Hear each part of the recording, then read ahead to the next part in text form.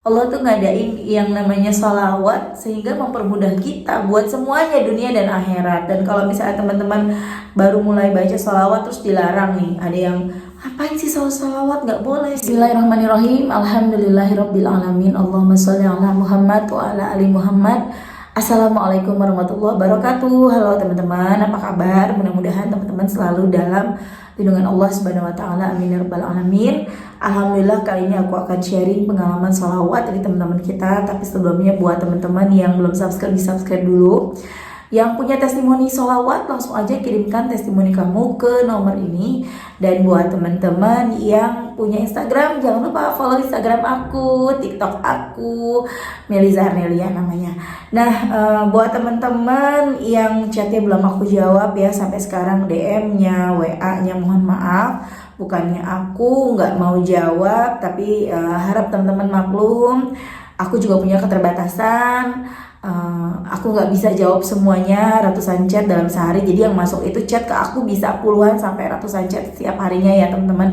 Jadi mohon maaf banget yang udah berbulan-bulan belum kejawab. Teman yang langsung kejawab, alhamdulillah banget ya. Itu biasanya langsung ke pencet sama aku. Jadi ketika teman-teman jawab, pas aku lagi pegang HP, ketekan deh. Nah langsung itu biasanya aku jawab. Oke teman-teman, langsung aja aku baca ya testimoninya. Ini yang pertama dari Mbak Herlin. Ini Mbak Herlin dari Madiun, dan Mbak Herlin ini udah sering banget ya kasih testimoni ya, Masya Allah. Dikasih judul lagi, rezeki berlipat berkat sholawat. Masya Allah. Assalamualaikum warahmatullahi wabarakatuh. Waalaikumsalam warahmatullahi wabarakatuh. Alhamdulillah Mbak Mel, berkat sholawat aku mendapat rezeki berlipat. Aku Herlin dari Madiun Mbak Mel. Maaf ya Mbak, aku kirim testimoni sholawat lagi. Nggak apa-apa, nggak perlu minta maaf ya Mbak ya. Aku seneng ya. Pada hari ini Rabu 2 Maret 2022, aku mendapat 2 rezeki sekaligus Mbak Mel.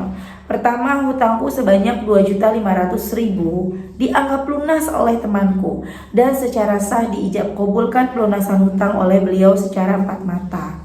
Karena beliau juga nggak mau harga diriku jatuh, Masya Allah. Mbak Mel, aku langsung berucap syukur dan terima kasih pada temanku itu. Nangis haru seketika itu Mbak Mel. Terus rezeki yang kedua Mbak Mel, hari itu juga aku dibelikan baju tunik merek Kinanti oleh temanku. Ya Allah, padahal udah lama aku pengen tunik itu Mbak, tapi aku nggak pernah permohonan doa khusus baju itu ke Allah. Ternyata Allah berkehendak lain dan memberikan aku rezeki baju itu tanpa aku meminta. Memang Allah Maha Tahu. Alhamdulillah, semakin sering bersolawat semakin banyak peroleh nikmat Allah Mbak Mel. Buat teman-teman solawat, semangat terus solawat, jangan fokus ke hajat, fokusnya ke ampunan Allah. Buat Mbak Mel yang udah membuat kita semangat solawat, terima kasih banyak Mbak. Semoga Mbak Mel keluarga selalu dalam lindungan Allah Subhanahu wa taala. Amin. Sekian Mbak Mel. Wassalamualaikum warahmatullahi wabarakatuh. Masya Allah ya Mbak Erlin ya teman-teman, punya utang 2.500.000 terus sama temannya dilunaskan. Kalau bukan Allah yang membuat lembut hatinya temennya Mbak Herlin, siapa lagi? Masya Allah, temennya Mbak Herlin pasti Allah lipat gandakan rizkinya ya. 2.500.000 minim sama Allah diganti 10 kali lipat jadi 25 juta. Amin amin ya rabbal alamin. Mbak Herlin punya teman sebaik itu jangan disia-siakan ya. Jangan sampai kita menyepelekan dia, jangan sampai kita nyakitin hatinya ya. Itu baik banget loh temennya. Lanjut ya teman-teman, ini aku akan baca testimoni berikutnya. Ini dari Mbak S di Jatim. Assalamualaikum Mbak Mel. Waalaikumsalam. Saya Mbak S dari Jatim. Izin testimoni singkat mengamalkan sholawat. Tahun 2020 akhir saya mengamalkan sholawat Jibril 4.444 karena ketakutan luar biasa ketika punya penyakit dan harus operasi. Alhamdulillah operasi habis 20 juta lancar. Saya dikuatkan oleh Allah. Namun setelah operasi saya lupa lanjut mengamalkan lagi. Setelah pemulihan 3 bulan saya sakit lagi yang mengharuskan saya off kerja. Bisnis selama setahun. Singkat cerita, bisnis saya masih jalan, tapi karena saya sakit penghasilan saya menurun, dan saat itu saya punya hutang hampir 17 juta setiap bulannya, dan semakin bulan semakin press uangnya sampai akhirnya minim lebih dari 10 juta. Sejak sakit saya mulai sholawat hanya 1.000 untuk meminta kekuatan, tapi sekarang mulai 10.000 untuk minta dimudahkan lunas hutang. Meski hutang belum lunas, hati lebih tenang. Ada satu momen saya sholawat minta modal uang 20 juta ke Allah melalui sholawat untuk modal yang sudah kepotong minus dan untuk bayar angsuran. Alhamdulillah saya kaget. Tiba-tiba saudara jauh telepon mau transfer uang 21 juta. Masya Allah, memang sholawat ajaib. Awal sakit sempat tidak yakin bersolawat karena saya tak kunjung sembuh. Namun karena nemu konten Mbak Mel, alhamdulillah bangkit lagi. Mohon doanya hutang 700 juta segera lunas. Amin. Sekarang hanya pasrah dan bersolawat, hari demi hari terasa selalu ajaib. Meski minus tiap besok butuh uang 2-3 juta, tiap besok butuh uang 2-3 juta, saya selalu sholawatin, selalu ada orderan masuk, bismillah. Meski kadang goyah, selalu buka channel YouTube Mbak Mel dan semangat lagi. Minta doanya semoga hutang lunas dan saya segera sembuh total. Semoga Allah lunaskan hutang kita semua dan lebih tenang beribadah, amin.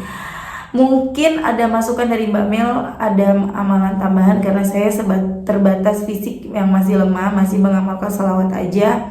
Tiap hari 10.000, kalau agak enak badan bisa lebih sampai 25.000. Terima kasih Mbak Mel. Kemudian aku jawab mbaknya, Waalaikumsalam Mbak S, Masya Allah, terima kasih testimoninya. Lanjutkan aja sholawatnya, kuncinya yakin, istiqomah, pasrah. Sabarin aja, hadapi semuanya sebagai penggugur dosa. Insya Allah semua hutang Mbak lunas. Kalau kita bisa tambahin tahajud, baca Quran minimal Yasin dan Waqiah. Sedekah juga gak harus banyak, semampunya aja. Masya Allah dibalas, terima kasih Mbak. Ini mulai tahajud juga. Kadang ketika fisik gak mendukung juga gak tahajud. Semoga istiqomah, minta doanya Mbak. Ini sudah di titik pasrah. Semoga Mbak Mel sekeluarga sehat selalu. Amin amin rabbal alamin. Nah gitu teman-teman ya. Jadi kalau misalnya kita sakit, kita gak mampu untuk kayak sholat tahajud, ya gak apa-apa. Yang penting itu sholat wajibnya. Kalau memungkinkan untuk sholat. Walaupun kita sholatnya cuma bisa sambil berbaring ya. Kemudian kita cuma bisa menggerakkan mata kita ya, udah nggak bisa ngangkat tangan, nggak bisa ngangkat kaki, nggak bisa ya. Tapi sholat sih nggak ngangkat kaki, ngangkat tangan paling, ya Allah Akbar. Begini aja kita nggak bisa nih, sambil tiduran begini nggak bisa nih teman-teman ya. Ya udah pakai gerakan mata, mulutnya nggak bisa komat-kamit, dalam hati. Nggak bisa begini jari kita, nggak apa-apa teman-teman ya. Yang penting kita sholat, jangan tinggalin sholat. Gak bisa kena air, kita bisa tayamum. Sayang banget kalau sampai kita ninggalin sholat. Dan terus perbanyak sholawat kan gampangnya. Kalau sampai kita tuh gak mampu untuk pencet tasbih Sallallahu ala Muhammad, baca dalam hati Sallallahu ala Muhammad, Sallallahu. Mulutnya gak komat-kamit gak apa-apa, pasti lunas. Aku yakin lunas kok utangnya Mbak siapa tadi, Mbak S. Pasti lunas, pasti Allah lunaskan. Gak mungkin enggak. Kalau kita udah deketin Allah, kita udah mendekat ke Allah, apalagi kita udah rajin sholawatan, semuanya pasti beres. Cuma masalahnya teman-teman, kuat gak buat sabar? Kuat gak buat istiqomah? Kuat gak buat baca sholawat sebanyak-banyaknya? Kadang kita nih gak istiqomah tapi nagihnya banyak ke Allah. Aku udah sholawatan Mbak, tapi Allah belum kasih. Iya, udah istiqomah belum? Jangan-jangan baru seminggu udah pengen dikabulkan. Aku udah istiqomah Mbak, aku udah pasrah, tapi mana? Berarti belum pasrah. Kalau pasrah itu nggak bilang mana. Kalau yang namanya pasrah itu kita nggak mana nih, enggak. Terserah Engkau ya Allah. Hamba mau nggak dilunasin hutangnya, hamba mau dipenjara, amit-amit ya, hamba mau dipenjara sekalipun, terserah Engkau ya Allah. Yang penting Engkau ridho, tapi yakin Allah gak bakal sampai ngebiarin kita di penjara gara-gara utang. Nggak bakalan. Makanya kitanya juga harus gigih teman-teman. Sama seperti kita kepengen misalnya bisa berenang. Ya Allah, saya pengen bisa berenang tapi gak mau belajar berenang, gak mau gigih untuk latihan berenang. Gak usah berenang deh, baca Quran. Buat yang belum bisa baca, aku belum bisa baca Quran, gimana? Ya belajar, paksa diri, cari guru, baca Quran, belajar. Mau sampai kapan kalau kita cuma ngandelin gak bisa, gimana? Aku udah belajar tapi gak mungkin kalau belajar cuma sekali 2 kali, cuma seminggu 2 minggu doang. Ya gimana mau bisa belajarnya sebanyak-banyaknya? Sampai kapan ya? Sampai bisa bertahun-tahun belajar terus. tapi kayaknya nggak sampai bertahun-tahun ya. Kalau belajar Quran paling berbulan-bulan, setahun lah udah bisa tuh teman-teman. Ya, yang cuman seminggu misalnya 2 kali pertemuan, atau kan ada yang online, cari orang-orang yang bisa mengajar Quran, belajar online teman-teman. Ya, supaya apa? Supaya kita tuh nggak nyesel, nggak sia-sia hidup kita. Harus bisa baca Quran. Buat teman-teman yang baca Quran yang belum lancar, latih. Kalau misalnya teman-teman bisa baca Quran nih, tapi belum lancar, biasanya kita nggak lancar tuh karena kita jarang ngaji ya. Teman-teman ambil Qurannya, dengerin MP3, dengerin Quran lah. Atau sekarang banyak aplikasi Al-Quran Indonesia disetel sambil dengerin ngajinya, orang yang ngajinya, sambil kita baca ayat per ayatnya. Pasti nanti jadi tahu, oh ternyata kalau ini ketemu ini bunyinya begini, oh ternyata tanda ini panjangnya segini. Nanti teman-teman tahu. Dimulai dari yang pendek lah, misalnya cara membaca Al-Fatihah dengan baik dan benar gitu ya. Kemudian nanti karena kita sering baca Waqiah Yasin kan teman-teman, dengerinnya Waqiah Yasin, Ar-Rahman, Al-Mulk, itu nanti lama-lama kita jadi bisa lancar bacanya. Dan kemudian untuk penyakit insya Allah sembuh. Pokoknya yang namanya kita dikasih ujian sakit, ujian hutang, keturunan anak, itu semua terjadi atas izin Allah. Insya Allah ada jalan keluar dari Allah. Allah tuh baik banget ya. Kita tuh kayaknya beruntung banget ya. Kita tuh dikasih cara termudah sama Allah, memperbanyak sholawat.